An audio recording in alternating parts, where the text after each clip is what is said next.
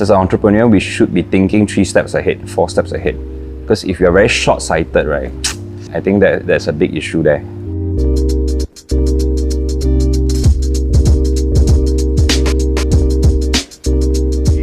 I'm Adrian from the Analogue Apotik. So we are a solid cologne company.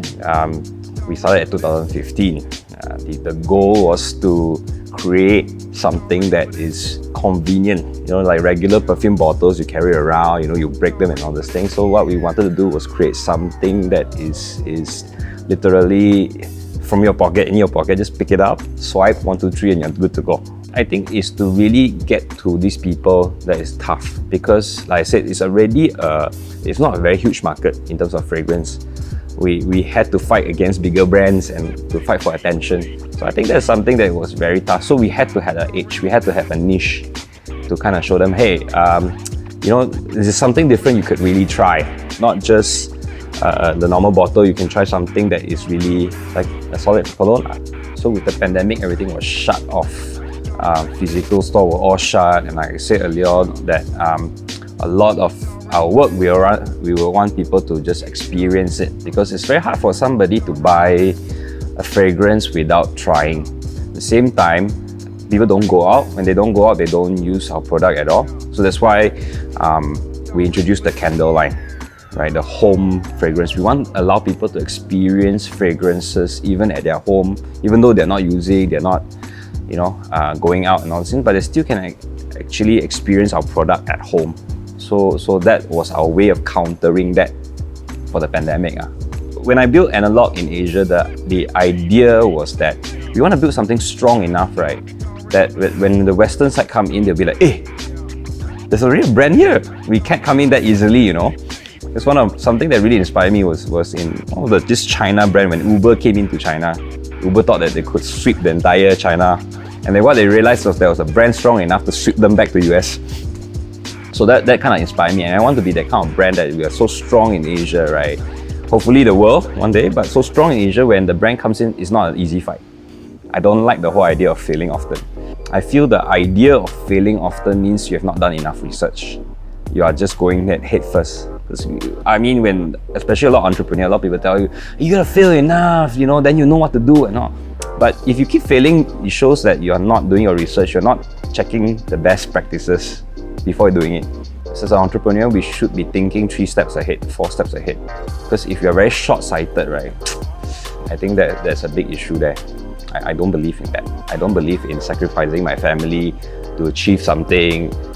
Because it doesn't make sense when you say, okay, I want to build this company, I want to have more money for my family.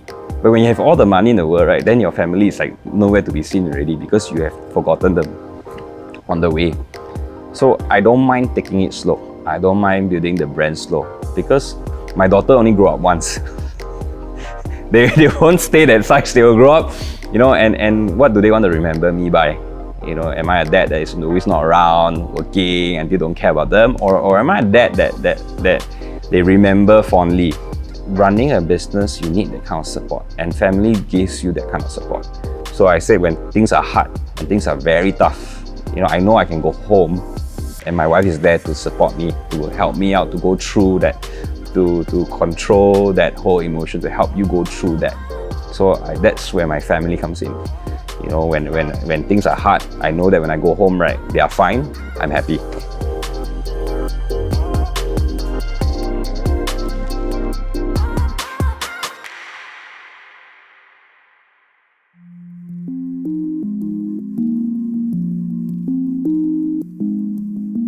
You're talking about a 21-year-old boy at that time, who didn't know anything, just switched, and then at age of 23, just jumped into starting my own business. Hi guys, my name is Guan.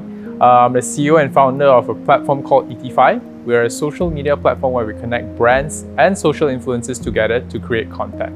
When I was still studying in uni, all of my friends went to, do internships at a bank. But for myself, somehow I went to do an internship with a YouTube channel.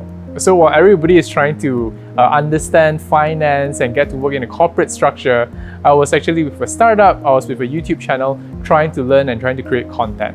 The word Etify actually is what we call magnifying the it thing. So we magnify the in-trend thing. So that's why we are called Etify.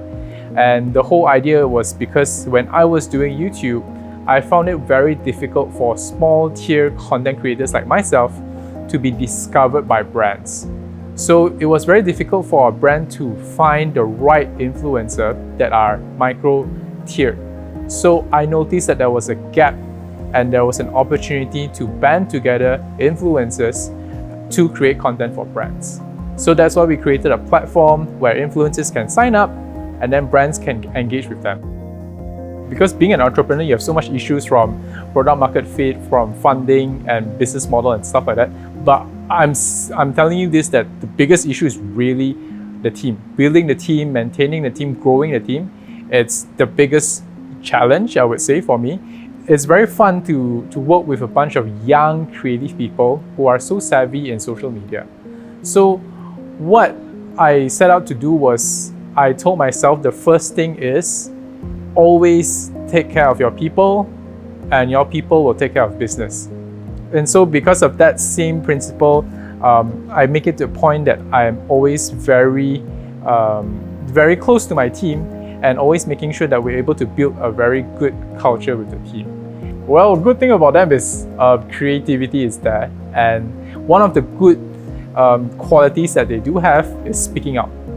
Because being in a whole social media generation, right, these young people tend to be a little bit more expressive. So I like being in an environment where they tell me that, okay, Guan, I don't think that this content will work. I think that this is the new trend. The trend that you suggested, Guan, earlier, I don't think is suitable for this client. So this is actually one of the things that I really, really like working with young people. So the kind of new perspective and not shy to give out their opinion. For me, I actually have a little balcony, and on top of my balcony, I actually installed like a wooden panel on top where I actually bring my laptop to go down and work, and I make my coffee and I just sit there and sip coffee. So that actually is a lot. It's very important to me because I realized that a place you live, it's really a bulk of it is where you spend your time at, and it's no longer a clear segregation because we do work from home some days, we do rest and relax some days, so that's why a good place is so important.